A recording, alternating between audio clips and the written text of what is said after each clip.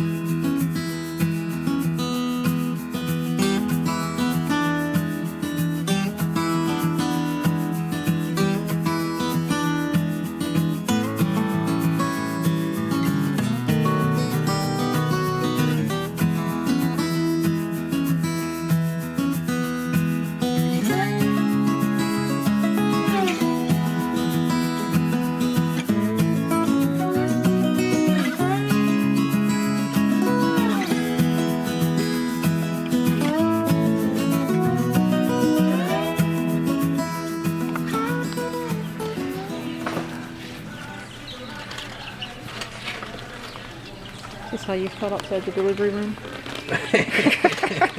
Chickies? And you have chickies. Oh look, you know what? That's kind of cruel. I can remember bringing home Kentucky Fried Chicken when I was younger. And containers like that. At least they didn't put it in a bucket. Now to the coop. Now, yeah. Ha ha ha. Now to the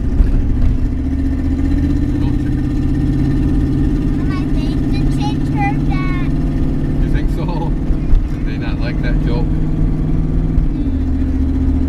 So this is the bridge that goes from the mainland to the island. Technically it's an island. They call it the peninsula, but it doesn't meet land. The only way to get to it is through the bridge. That was done back in the 1800s because it actually did connect. All right, so we got the chicks today for the children. Our hens are pretty old and needed replacing because we're not getting any eggs out of them, or haven't been getting eggs out of them. One of the problems that you have, though, and there's hesitancy about doing chicks off-grid, is because you don't have the option of any form of brooder or even a heating pad or something like that. In the past when we've done this, we have used glass jars with hot water and put a sock over it. This year we decided to try something different. I think it's probably going to be more advantageous compared to the hot water bottle, or to the hot quart bottle, is an actual hot water bottle. This is not Ron's. We will not yell at him use it when it's done. We'll keep it for the animals. Because we actually did this with one of the premature goats that we just nursed, that we found several hours after the mother had dropped it away from the first one. As we used this, put the baby on it, and it warmed that baby right up. Obviously, we put a cover over it. So, come down here. I've got this old pillow cover. And I'll just... whatever I use, if you've ever raised birds, you know they are dirty, dirty, dirty.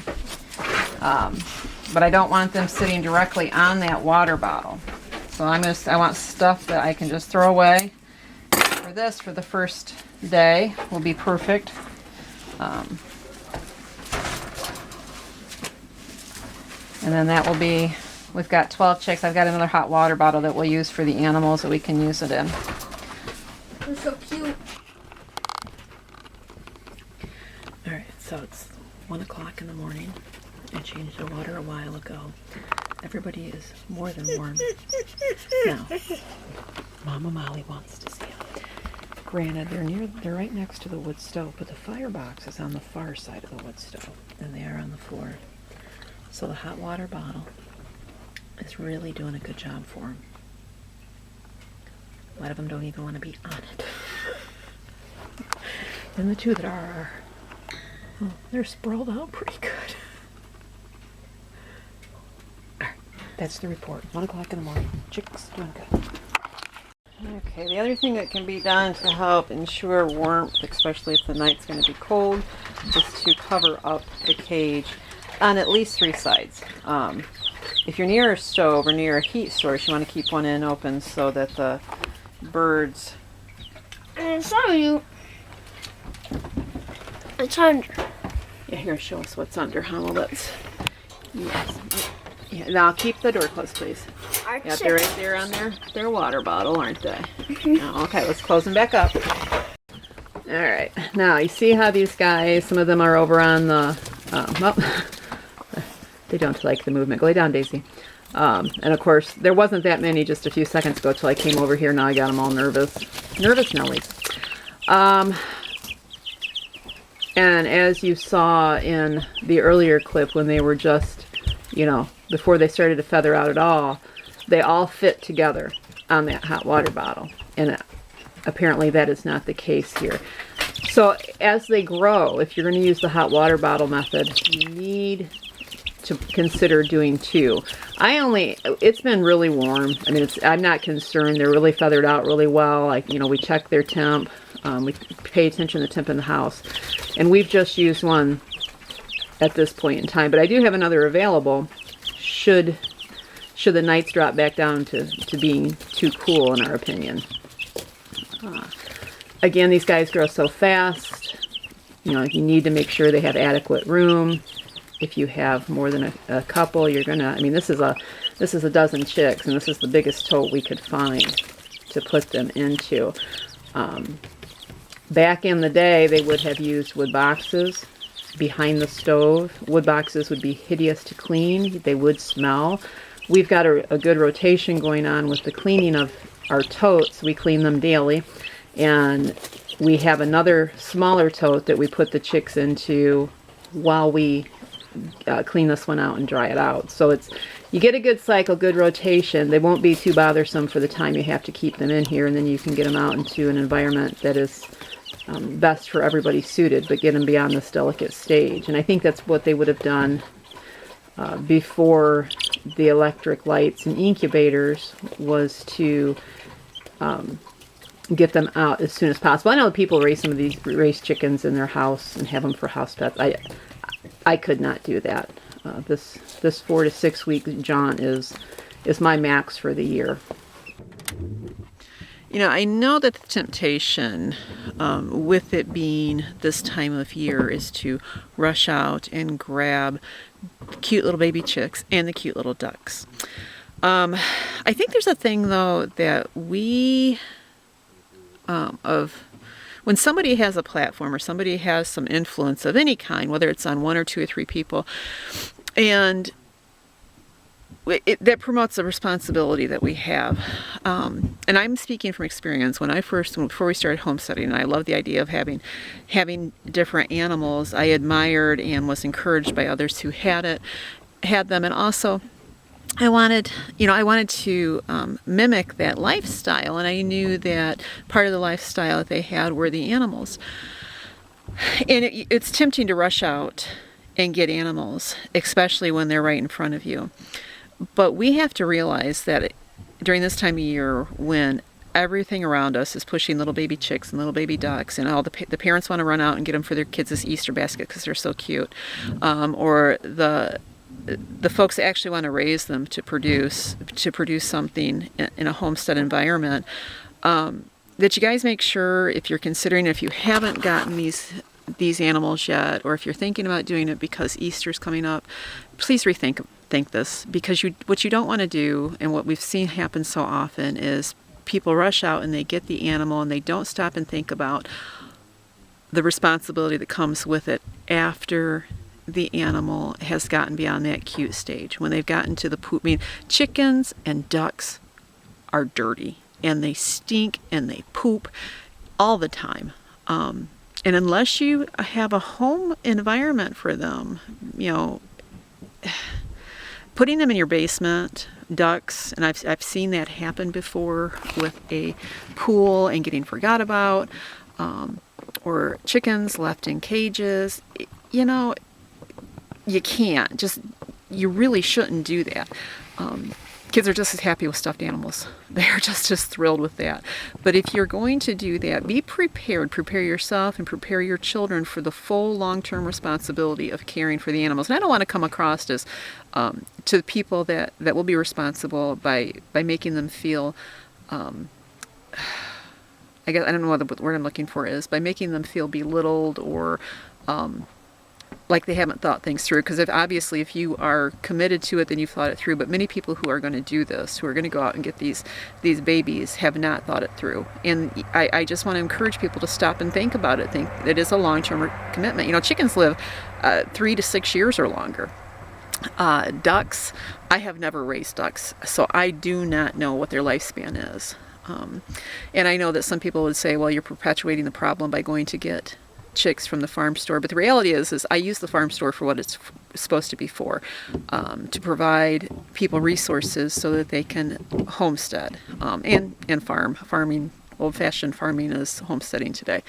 So when I go in and I know that the farm store is bringing in these animals so that people can fill the Easter baskets with them, or get them on a whim, I have a problem with that. And I have a problem with the farm stores when they do that, and I have a problem with the people when they do that. But the reality is that the people that buy these things on a whim didn't do it. The farm stores would not have so many available.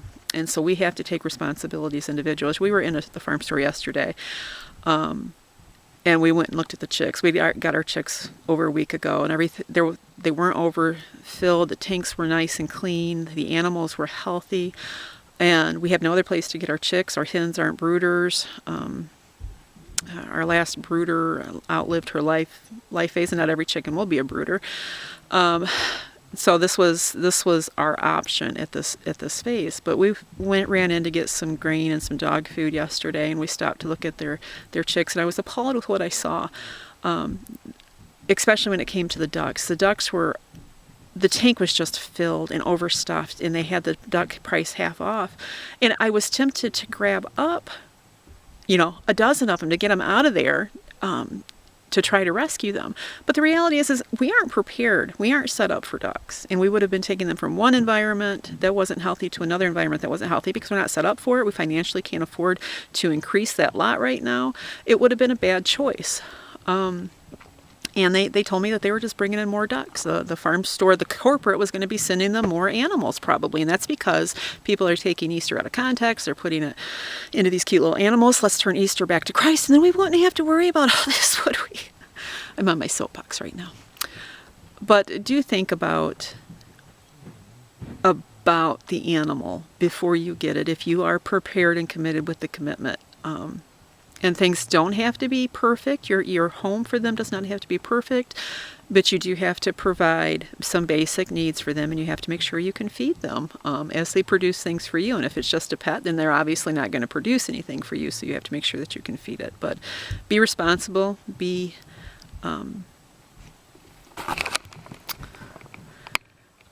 responsible, and be